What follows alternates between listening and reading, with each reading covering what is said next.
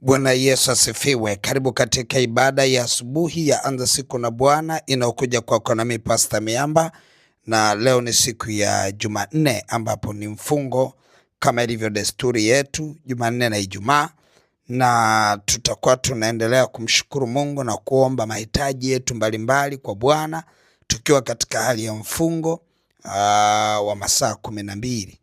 Na neno la asubuhi ya leo katika ibada yetu ya asubuhi ya Anza Siku na Bwana inatoka katika kile kitabu cha Zaburi sura ya 66 na ule mstari wa 13.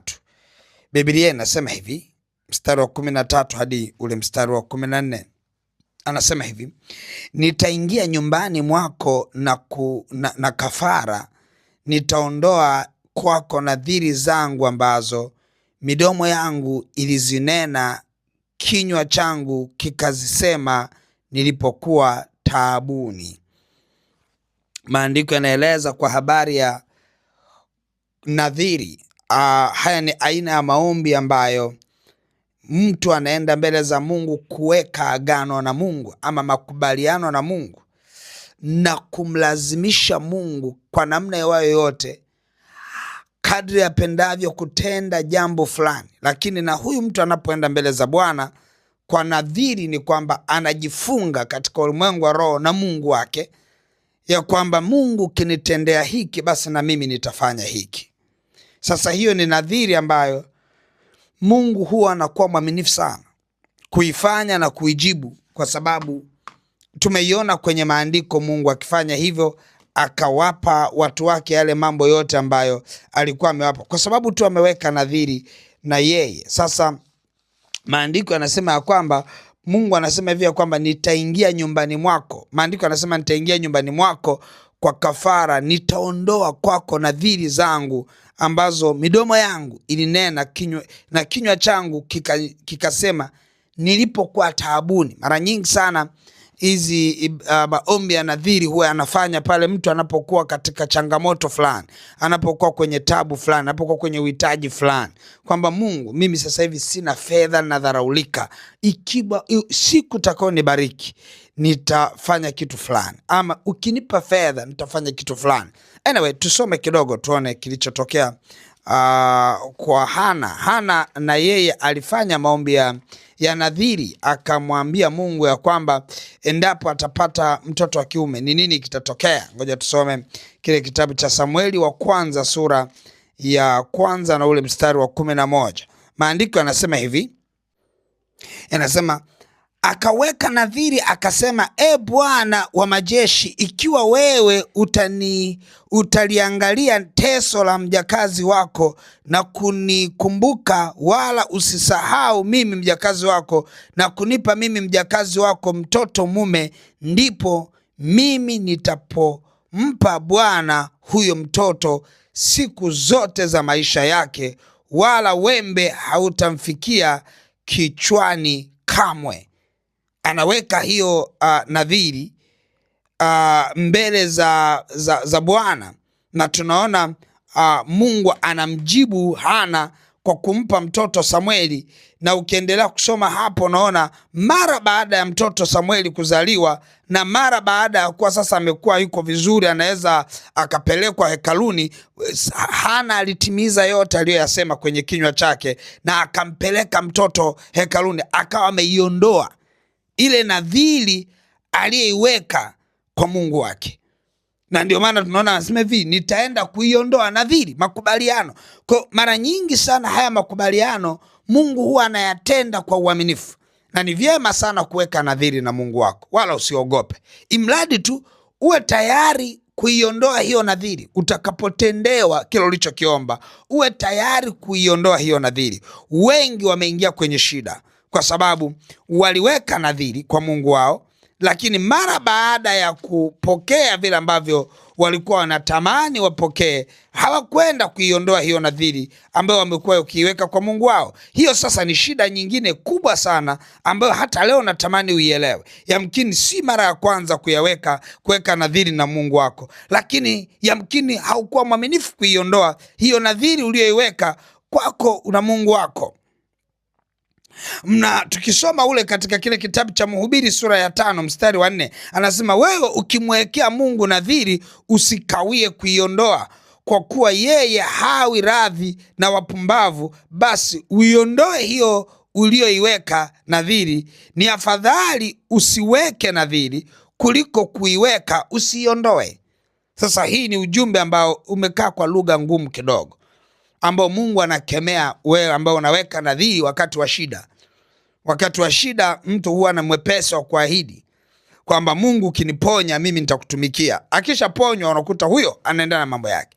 Au mimi Mungu ukinibariki mimi nitakutolea sehemu fulani ya baraka ulizonipa. Akishabarikiwa huyo kaondoka. Sasa unaweza kusahau na kujisahaulisha, lakini unapoongelea kwa habari ya nadhiri ni lazima uiondoe. Kuna lugha hapa ukisoma tone, ukisoma ule ujumbe vile Mungu anavyowakilisha, unaona una ujumbe mkali. Anasema ni afadhali usiweke nadhiri kuliko kuweka kutokuiondoa. Anasema yeye hata ridhiana na wapumbavu. Anaongelea kwa habari ya mtu yule ambaye ameweka nadhiri kwa Mungu wake, halafu mara baada ya kupokea anaondoka, hataki tena kuiondoa hiyo nadhiri. Kwa hiyo tunaona maandiko yanaeleza hasa kwenye kuiweka nadhiri. Tunaona wengi waliweka nadhiri, wengi tu katika Biblia waliweka nadhiri. Ukisoma Yakobo na yeye aliweka nadhiri. Yani kuna mahali pengi ambapo ukisoma maandiko utaona watu waliweka nadhiri. Lakini nini nataka kuongea siku ya leo? Nataka kuongea na wewe kwa habari ya kuweka nadhiri kwa Bwana, lakini hasa kwa wewe ambaye uliweka nadhiri, kuiondoa hiyo nadhiri yako. Kama kuna nafasi ambayo Mungu anaweza akakupa ambayo ni ya upendeleo, basi ni wewe kuamua leo kuiondoa nadhiri uliyoiweka kwa Mungu wako. Yategemea na ulisema naye nini. Kuna watu wanaweka nadhiri kwa Bwana, lakini nadhiri nyingine ni pale ambapo mtu unamwahidi Mungu. Unaambia Mungu mimi nitakutolea kiasi fulani. Unakuta kuna watu wanaahidi wakiingia kanisa hili, kuna ujenzi anaahidi. Ile kitendo umeahidi ni nadhiri ile umeiweka. Au mtu mwingine anasema hivi, mimi naweka nadhiri ya kwamba nitakapofanya watoto wangu akifaulu nitafanya kitu fulani. Mtoto akifaulu umeshasahau. Unaishia kushangilia mtoto vile alivyofaulu na unasahau kuiondoa nadhiri yako. Nataka niongee na mtu mmoja asubuhi ya leo ambao uliweka nadhiri kwa Mungu wako, na kwa namna iwayo yote ile nadhiri hujaiondoa. Hebu hii iwe ni sauti ya Bwana kwako ya kwamba nenda uiondoe hiyo nadhiri, kwa sababu kuna matatizo huwa yanaweza yakakupata kwa kutokuiondoa nadhiri uliyoiweka kwa Mungu wako. Ukiangalia hilo, tumesoma kitabu cha Mhubiri, unaona vile ambavyo Mungu ameeleza kwa lugha ngumu sana kudhihirisha kwamba mtu ambaye ameweka nadhiri kwa Mungu wake alafu hajaiondoa, Mungu hawezi kumridhia. Mungu hawezi kumridhia, na wala Mungu hawezi kukaa kimya. Yani hawezi kukaa kimya. Ukisoma kitabu cha Hesabu sura ya 30 mstari wa 2 anasema hivi, mtu atakapomwekea Bwana nadhiri au atakapoapa kiapo ili kufunga nafsi yake kwa kifungo, asilitangue neno lake.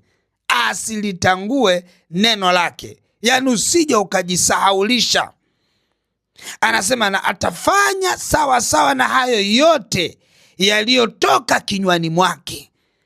Yale yote uliyotoa kinywani mwako. Hasa mtu mwingine anasema kumbe pana kifungo. Kama si mwaminifu wa kuachilia nadhiri, kuiondoa nadhiri uliyoiweka, ni bora usiiweke. Kwa sababu Biblia inaeleza ya kwamba kila utakachokisema ni lazima kiachiliwe hivyo hivyo kama ulivyoongea. Yani hakuna kupunguza, hakuna kuongeza, ni vile vile ukalete kama ulivyosema. Ni bora uongeze kuliko kupunguza, kwa sababu kupunguza ni kwenda kinyume na nadhiri yako. Sasa kama ulimwambia Mungu nikivuna magunia 50 ya mpunga, basi magunia 20 ni ya kwako. Ukitoa 30 sio kesi, lakini usipotoa ni kesi. Ni mfano huo. Kwa ni vyema sana wewe ambaye unanisikia wakati huu, yamkini ulishawahi kuweka nadhiri na Mungu wako. Hebu sauti hii, kumbuka uliweka wapi nadhiri yako. Kumbuka uliweka lini nadhiri yako. Ukaiondoe hiyo nadhiri ili uwe salama. Usije ukajikuta unaingia kwenye struggle mbalimbali, kwenye mahangaiko, lakini kumbe ni Mungu mwenyewe hayupo radhi na wewe, ya kwamba uliweka nadhiri ya kwamba utafanya jambo fulani, utamtumikia, lakini hukufanya. Kwa hiyo kwa wewe ambaye uliweka nadhiri, hii leo ni ibada yako, na uichukulie kwa uzito na uende ukaiondoe hiyo nadhiri. Huu ni ujumbe Mungu ameuachilia kwa ajili ya mtu mmoja asubuhi ya leo tunapoenda kuianza siku yetu ya leo. Naomba nimshukuru Mungu sasa na nitangaze baraka kwako unaenda kwenye shughuli zako mbalimbali. Baba mtakatifu, asante kwa ajili ya neno ulilosema nasi, tumelisikia. Mtoto wako huyo amelisikia. Yamkini aliweka nadhiri lakini akasahau, au ameamua tu kuisahau. Mungu liye hai, ninaomba utusaidie. Mtoto wako huyu mahali ameweka nadhiri yake, Baba ninaomba ukamsaidie kuweza kuiondoa hiyo nadhiri aliyoiweka machoni pako. Baba ninakushukuru sana kwa maana umesema na mtoto wako, na mtoto wako mmoja yupo tayari sasa kwenda kuiondoa hiyo nadhiri. Mungu liye hai, ninakushukuru kwa ajili ya kila anayenisikia wakati huu, ambaye Mungu liye hai, mtoto wako anaenda kwenye shughuli zake za leo. Ukasema utupe leo riziki ya kila siku. Baba ninaomba ukampe mtoto wako huyu mkate wake wa leo, portion yake ya baraka ulioiachilia leo, ukamwachilie mtoto wako huyu katika portion ile ya neema na baraka. Baba ninatangaza furaha, amani na ushindi kwa mtoto wako huyu anapoenda kwenye shughuli zake. Natangaza afya njema na ulinzi kutoka kwako. Baba ninaomba roho ya kufanikiwa ikaambatane na mtoto wako huyu, afanikiwa ingiapo na atokapo, ukampe kibali katika jina la Yesu. Baba asante kwa neema na rehema, asante kwa mkono wako wenye nguvu. Sifa na heshima vyote ni vyako, maana kila mmoja aliyesikia unambariki kwa baraka zote. Ni katika jina la Yesu Kristo wa Nazareth, Mungu aliye hai. Amen, amen, amen. Mungu wangu akubariki sana. Ninakutuma uende ukafanikiwe sana. Bwana akakufanikishe katika mambo yote, akakupe kibali, akakupe neema na nguvu. Na unapoenda kwenye shughuli zote za leo, umtazame Bwana kwa imani ya kwamba yale maombi ambayo mchungaji aliomba asubuhi yanaenda kunifanya nifanikiwe siku ya leo, na unaenda kufanikiwa sana kwa jina la Yesu. Basi utashika sadaka yako ya kufanikiwa siku ya leo, utaiachilia hiyo sadaka kwenye ile lipa namba ya M-Pesa ambayo ni 577876 lakini pia unaweza kutumia namba za mawasiliano 0713842123 au 0744982517. Sasa unaweza kawa pia uliweka nadhiri kwa Mungu wako, alafu katamani kuiondoa hiyo nadhiri. Kama ni nadhiri inayohusiana na sadaka, utaiachilia sadaka yako kwenye namba hizo. Lakini kama ni nadhiri uliweka sehemu fulani, basi uende ukaiondoe huko ulikoiweka.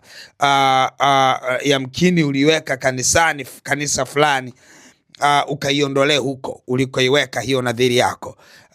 Kama uliweka nadhiri katika madhabahu hii, labda kwa kuna maombi ya watoto, ama kwa kuna maombi fulani, ama uliweka nadhiri hata kama ni miaka ya nyuma, uiondoe hiyo nadhiri. Lakini kama ulitoa nadhiri kwenye kanisa fulani, kwenye huduma fulani, nenda kaiondoe hiyo nadhiri pia. Hakikisha kwamba hauna nadhiri ambayo uliiweka alafu hujaiondoa. Mungu wangu akubariki sana na uwe na siku njema. Amen.